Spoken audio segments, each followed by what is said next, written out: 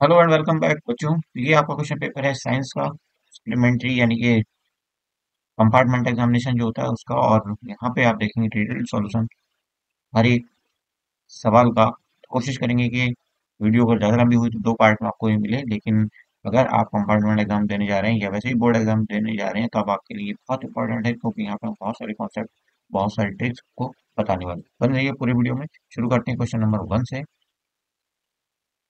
ये है आपका क्वेश्चन नंबर 1। नीचे दिए गए रासायनिक समीकरणों को संतुलित करना है आपने। ए बी सी और डी के मान भी साथ साथ बताने हैं। तो यहाँ पे आप देखेंगे जितना पीबी होगा, पीबी यहाँ पे सिर्फ एक जगह है और यहाँ पे भी एक जगह है, तो ए के बराबर बी होना चाहिए। पहली शर्त तो आपकी ये है। तो पहला ऑप्शन तो आपका करेक्ट नहीं हो सकता, आप इसको कैंसिल कर दो और बाकी ऑप्शंस को आप ध्यान से देखो।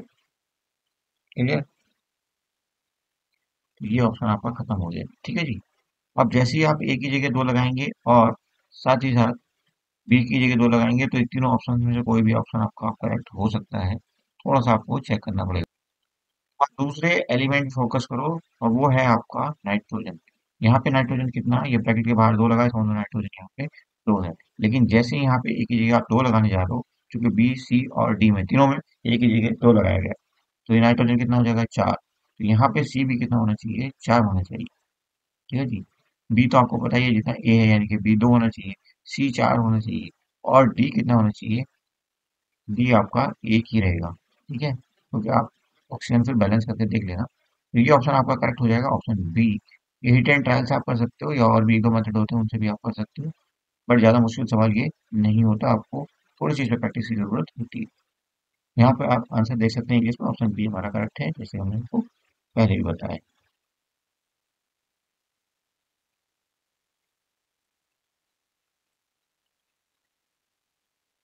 देखिए यहाँ पे आपने बतानी है प्रक्षेपण, सॉरी, प्रेसिपिटेशन रिएक्शन या अवक्षेपण अभिक्रिया। तो डबल डिस्प्लेसमेंट रिएक्शन जो होती है वो आपकी प्रेसिपिटेशन रिएक्शन या अवक्षेपण, यानी कि जहाँ पे प्रेसिपिटेट बनता है, अवक्षेप बनता है, उस रिएक्शन की बात हो रही है। डबल डिस्प्लेसमेंट रिएक्शन आप यहाँ पर जान लो, BaCl2 NaSO4 के साथ डबल डिस्प्लेसमेंट रिएक्शन देती है। तो यही ऑप्शन आपका करेक्ट है। पहला ऑप्शन देखिए करेक्ट है। क्यों करेक्ट है, आप अच्छे जानते हो कि यहाँ पे आप देख रहे हैं SO4 लगा किसके साथ, Na के साथ। ठीक, अब ये जोड़ी टूटेगी और SO4 किसके साथ चला गया, Ba के साथ। उससे पहले Ba कहाँ था, ये था। उसके साथ कौन था, Cl था। Cl किसके साथ चला गया, Cl चला गया Na के साथ। ठीक है, तो ऐसे करके एक दूसरे के साथ ये आयन चले गए हैं, जिसकी वजह से डबल डिस्प्लेसमेंट रिएक्शन और इसी को हम प्रेसिपिटेशन रिएक्शन कहते हैं। नेक्स्ट देखिए क्वेश्चन नंबर 3 कहता है निम्नलिखित में से प्राकृतिक सूचकों का युगल चुनिए। तो हल्दी होता है प्राकृतिक, लेकिन मेथिल ऑरेंज नहीं होता।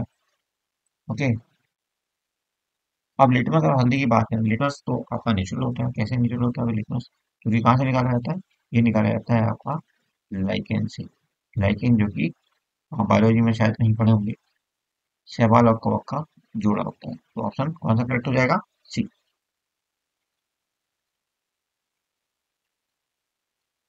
नेक्स्ट देखिए क्वेश्चन नंबर 4, निम्न में से उस यौगिक को पहचानिए जिसका उपयोग कागज, कांच और साबुन उद्योगों में किया जाता है। तो ये होता है आपका व्यंजक चूर्ण। व्यंजक चूर्ण या ब्लीचिंग पाउडर भी हम इसको कहते हैं। इसका फॉर्मूला क्या होता है, CaOCl2। CaOCl2, ठीक है जी। इसका फॉर्मूला भी पूछा जा सकता है आपसे आने वाले एग्जाम में, तो ये ध्यान रखिएगा। इंग्लिश में इसको क्या कहते हैं, ब्लीचिंग पाउडर। नेक्स्ट देखिए क्वेश्चन नंबर 5 कहता है असंतृप्त हाइड्रोकार्बन को आपने पहचानना। तो असंतृप्त का मतलब हो गया उसके अंदर डबल बॉन्ड या ट्रिपल बॉन्ड आना चाहिए, सारे बॉन्ड सिंगल बॉन्ड ना हो। तो एथेन, प्रोपेन, ब्यूटेन, इसके अंदर सारे बॉन्ड सिंगल बॉन्ड होते हैं। Okay, ethyne, butene and cyclohexane. Cyclohexane जो है इसमें ये सब सिंगल बॉन्ड वाली होती है, लेकिन ब्यूटीन आपकी क्या होगी, असंतृप्त हाइड्रोकार्बन होगी। तो ये आपकी ठीक है, ये ठीक है, लेकिन ये सही नहीं मैच कर रही। उसके बाद बात करिए, ये आइन, इन और आइन जहाँ लगा होता है वही ऑप्शन आपका करेक्ट है। क्या पहचान है, इन और आइन लगा हुआ, तो यहाँ पे इन लगी है, यहाँ पे इन लगी है, लेकिन यहाँ पे आइन लगा है। तो ये आपका आंसर बिल्कुल सही है, ऑप्शन सी। आगे देखिए, तो आपने स्ट्रक्चर बनानी है और स्ट्रक्चर बनाने करके आप आंसर कर सकते हैं कितने यहाँ पे डबल बॉन्ड होंगे, कितने सिंगल बॉन्ड होंगे, एकल आबंध ना, द्विआबंध और त्रिआबंध। डबल, सिंगल और ट्रिपल बॉन्ड की बात करें की जा रही है, कितने कितने होंगे। देखो अपने नाम से बता रहा है ये साइक्लो, मतलब साइकिल बन रही है, मतलब रिंग बन रही है। अंगूठी जैसी। ठीक है, तो ये आप साइक्लो के साथ हेक्सेन भी लगा, इसका मतलब 6 कार्बन है यहाँ पे। तो आप इस ढंग की स्ट्रक्चर देख सकते हो, उसकी जो संरचना होगी वो किस ढंग की होगी। और जब हम इसको एक्सप्लेन करेंगे, विस्तार से देखेंगे, तो ये इस ढंग से कार्बन कार्बन से जुड़ा होगा। तो कितने डबल बॉन्ड है यहाँ पे, कितने सिंगल बॉन्ड है, आप बताओ। एक पहचान और आपको ध्यान रखनी है, एन लगा है यहाँ पे, तो डबल बॉन्ड और ट्रिपल बॉन्ड तो हो ही नहीं सकते। तो इस ट्रिक से आप इन सबको कैंसिल कर सकते हो, जहाँ डबल बॉन्ड और ट्रिपल बॉन्ड की बात है। और सिर्फ कर सकते हो ऑप्शन डी। काउंट करना चाहते हो कितने बॉन्ड है, तो आप यहाँ पे देख सकते हो 18 बॉन्ड है, तो ऑप्शन डी आपका बिल्कुल सही आंसर है। ये इंग्लिश वर्जन है, आप फटाफट देखिए ताकि वीडियो ज़्यादा लंबी ना हो। जहाँ जरूरत हो वीडियो पॉज करिए, साथ ही साथ अगर आपको चाहिए आपको तो आपके अपने साइट का आंसर, तो उसके लिए आपको हमें व्हाट्सअप करना होगा क्वेश्चन पेपर की पीडीएफ। ओके, कोशिश करिएगा कि जो पेजेस हैं वो साफ सुथरे हों, अच्छे से पढ़ने में आ जाए, ताकि देखने में अच्छे लगे और आसानी हो क्वेश्चन पेपर का हल बनाने में। और इसके लिए आप हमारा नंबर नोट कर सकते हैं, 8810356346। ओके, यहाँ पे आप पीडीएफ भेज सकते हैं व्हाट्सएप पे। अब देखिए क्वेश्चन नंबर 7 कहता है ऊष्मा क्षेपीय अभिक्रिया पहचाननी है हमने। तो यहाँ पे सिल्वर ब्रोमाइड का सिल्वर और ब्रोमीन में जो अपघटन है, टूटना, यही है आपकी ऊष्मक्षेपीय ऊष्मशोषी अभिक्रिया। क्योंकि ऊष्मशोषी एंडोथर्मिक क्यों है, इसको एंडोथर्मिक कहते हैं इंग्लिश में। तो ये इसलिए है क्योंकि इसी रिएक्शन में सिर्फ और सिर्फ जितनी रिएक्शन यहाँ दी है, इनमें सिर्फ एक ही रिएक्शन है जिसमें हमें ऊर्जा देनी पड़ती है, और यही हमारा आंसर होगा। अभी कैसे होगी देखो, AgBr ये आपके सामने, ठीक, यहाँ पे सनलाइट या हीट आ जाएगी, ये ऊर्जा लेगी, ऊष्मा लेगी, अवशोषित करेगा AgBr और टूट जाएगा Ag और Br। ओके, Ag और Br में ये ऐसे टूट जाएगा। क्लियर। अगला सवाल बहुत आसान सवाल है, यहाँ पे आप देख सकते हैं कि यहाँ पे आपको पहचानना है पाद ऑफ हार्मोन या प्लांट हार्मोन जिन्हें कहते हैं। जिब्रेलिन तो है ठीक है, लेकिन एट्रिलिन किसकी है, मानव हार्मोन। ओके, ऑक्सिन है, बिल्कुल सही बात है।